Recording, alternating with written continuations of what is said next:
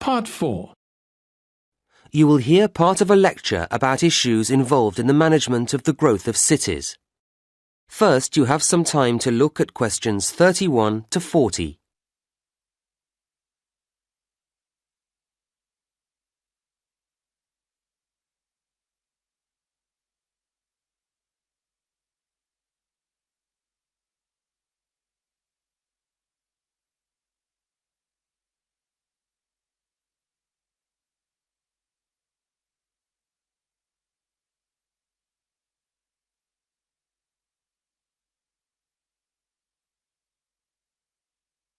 Now listen to the lecture and answer questions 31 to 40.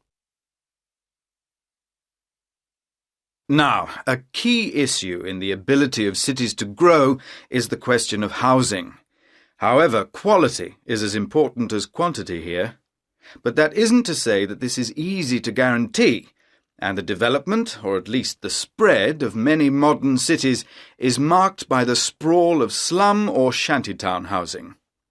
Governments are, of course, keen to address this, but the tendency to demolish them has often proved disastrous, as it doesn't solve the problem unless satisfactory replacements are ready for the inhabitants.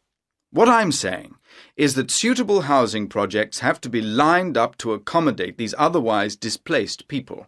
And suitable is the key word here. All too frequently, there isn't real consultation, only token gestures. If the residents aren't fully involved, they are unlikely to find the resulting development appropriate to their needs. People need to feel reasonably independent, and strategies for providing accommodation schemes work much better if an approach rooted in self-help is applied. People value things more when they have been part of bringing them into being. At the same time, residents can't do everything for themselves, or not well enough anyway, and so governments need to accept that a number of services will always have to be laid on. These would include electricity and water and so on. From the other side, residents need to feel able to commit. Migrants are essential to the growth of cities, bringing rapid increases in population, skills and income.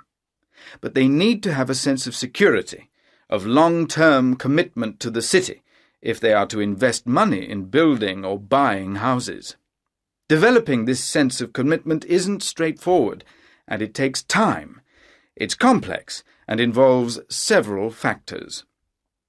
People need to feel they belong, and unfortunately too many governments fail to appreciate that community values are a crucial component of that.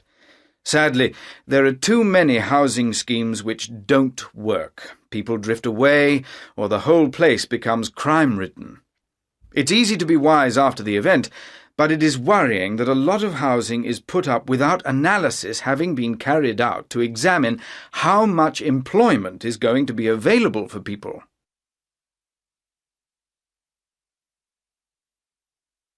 But I don't want to labour the negatives too hard. Such difficulties as there are challenges, and challenges that can be, and often are, overcome.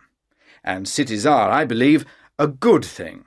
Urbanisation, the process of developing cities and the societies that comprise them, may not be everyone's dream, but it has a huge impact on the economy, and also benefits each and every person's freedom. Furthermore, the sheer volume of people means that work can be differently distributed. In villages, people need to be multi-skilled in order to be autonomous, but in cities, you can see the evolution of a variety of specialist activities, and this means people live in a more sophisticated way. It's not only tangible phenomena. There are all sorts of other equally important benefits too.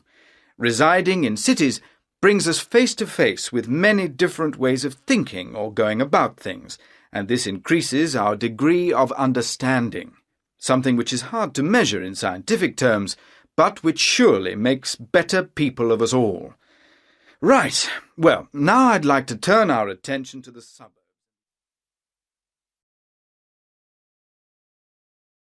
That is the end of Part 4. You now have 1 minute to check your answers to Part 4. That is the end of the listening test.